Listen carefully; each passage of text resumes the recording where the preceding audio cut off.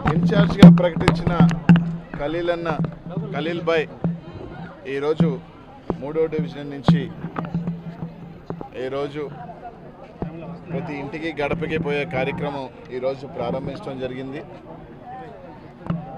మొట్టమొదటిసారిగా స్వతంత్రం వచ్చిన తర్వాత నెల్లూరు జిల్లాలో దాదాపు నగరంలో కానీ రూరల్లో కానీ అనేక ప్రాంతాల్లో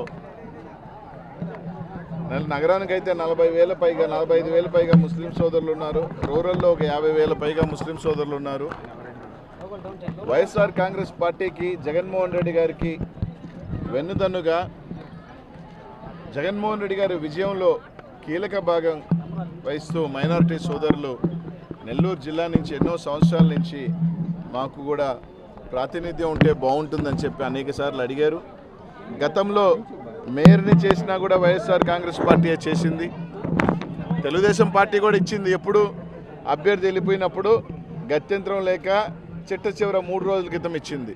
కానీ ఈరోజు వైఎస్ఆర్ కాంగ్రెస్ పార్టీ మైనారిటీలు ఎప్పుడుగా అండగా ఉండే పార్టీ ఈరోజు నెల్లూరు నగరం నుంచి ఇచ్చింది ఎవరికి? జగన్మోహన్ రెడ్డి గారు పార్టీ పెట్టినప్పటి నుంచి కూడా అండగా ఉన్న ఒక సామాన్య కార్యకర్త, 2 సార్లు కార్పొరేటర్గా డిప్యూటీ మేయర్ అయిన ఖలీల్ భాయ్కి. ఆర్థికంగా 1000 కోట్లు ఉండకపోవచ్చు, కానీ 2014లో 4 కార్పొరేటర్లు నెల్లూరు నగరం నుంచి ముస్లిం సోదరులు గెలిస్తే 3 కార్పొరేటర్ ఆ రోజు గెలిచిన తర్వాత తెలుగుదేశం పార్టీకి వెళ్ళిపోయారు. కానీ ఆర్థికంగా పేదవాడైనా కూడా ఆ రోజుల్లో 70-80 లక్షలు ఈ రోజు అభ్యర్థిగా ఉన్న ఆయన, ఆ రోజు మంత్రిగా ఉన్న నారాయణ గారు 70-80 లక్షలు ఎర చూపిన వైఎస్ఆర్ కాంగ్రెస్ పార్టీకి జగన్మోహన్ రెడ్డి గారికి నిలిచిన ఏకైక ముస్లిం కార్పొరేటర్ ఆ రోజు ఖలీల్ భాయ్. అట్లాంటిది 2వ సారి కార్పొరేటర్ అయ్యాడు.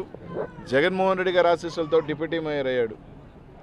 ఈరోజు అట్లాంటి ఒక సామాన్య కార్యకర్త అందరు కార్పొరేటర్లతో కలిసిమెలిసి ప్రతి కార్యకర్తకి కూడా తెలిసిన వ్యక్తి, ప్రతి కార్యకర్తకి కూడా కలిసిన వ్యక్తిని నెల్లూరు నగరానికి అభ్యర్థన చేస్తే వైఎస్ఆర్ కాంగ్రెస్ పార్టీ జగన్మోహన్ రెడ్డి గారిని అభిమానించే వాళ్ళు ఎవరైనా కానీ సంతోషించి, ఎవరే పార్టీ కోసం కష్టపడ్డాడు, పార్టీ కోసం నిలబడ్డ వ్యక్తిని జగన్మోహన్ రెడ్డి గారు అభ్యర్థిగా మనతో ఇచ్చి పంపించాడు. అలా కాకుండా ఏదో ఒక 100 కోట్ల అభ్యర్థిని పక్కన నుంచి తీసుకొచ్చి పెట్టలేదు జగన్మోహన్ రెడ్డి గారు.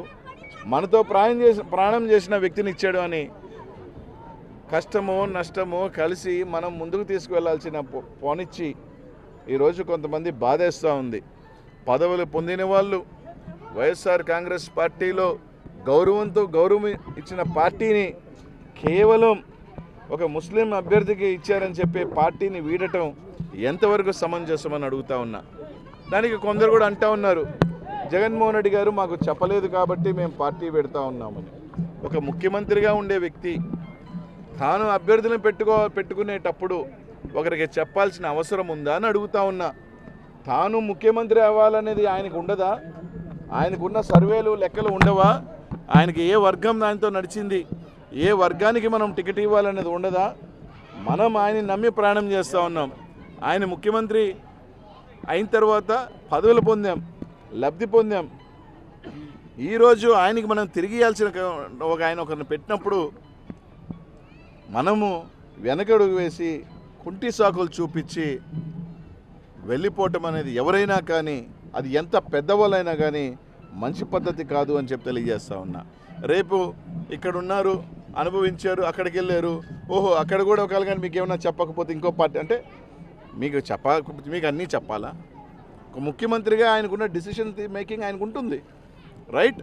ఎవరు అభ్యర్థిని పెట్టినా ఇదిగో ఈయన అభ్యర్థిని పెడుతున్నాను అంటే రైట్, ఆయన ముందుకు తీసుకుని వెళ్ళి మనందరం బలపరిస్తే, వైఎస్ఆర్ కాంగ్రెస్ పార్టీ నెల్లూరు నగరంలో కార్యకర్తలు నాయకులు బలపరిస్తే ఖచ్చితంగా ఖలీల్ భాయ్ పెద్ద అభ్యర్థి. పార్టీ కన్నా బలం ఎవరున్నారు? వ్యక్తుల బలమా? ఇక్కడ పార్టీ బలం, జగన్మోహన్ రెడ్డి గారి బలం. అది మర్చిపోయి బాధాకరమైన సంఘటనలు. నిన్న ఒకడు రాశాడు, ఒకడు 10 లక్షలు తీసుకున్న ఒకడు అమర్ గాడు ఏదో పెట్టినట్టున్నాడు ఎన్టీవీ ఛానల్ నుంచి. అమర్ అనేవాడు లోఫర్. చెప్తున్నా, నాకేం భయంలే, విలన్ అంట నేను. ఒరే పార్టీకి నమ్ముకొని ఈరోజు జగన్ ఇక్కడి నుంచి మనసారావుపేట బొమ్మంటే పోయినాడు విలనా? జగన్మోహన్ రెడ్డి గారు ఒక నిర్ణయం తీసుకుంటే పార్టీ వదిలేసిన వాళ్ళు విలన్లా? ఓహో నేను విలనా, వాళ్ళు హీరోలా? సరే ఎవరేమన్నప్పటికీ నాకేం బాధ లేదు, నాకేం కొత్త కాదు. కొంతమంది నేను మొన్నే చెప్పాను, నేను నెల్లూరు నుంచి ప్రెస్ వాళ్ళకి, దయచేసి ఇప్పుడైనా వెళ్తున్నాను రా నాయన, ఎందుకురా నాయన అంటే డబ్బులు తీసుకొని ఏదో రాతలు రాయటం. మళ్ళీ ఈరోజు ఒకటి విన్నా, కొంతమంది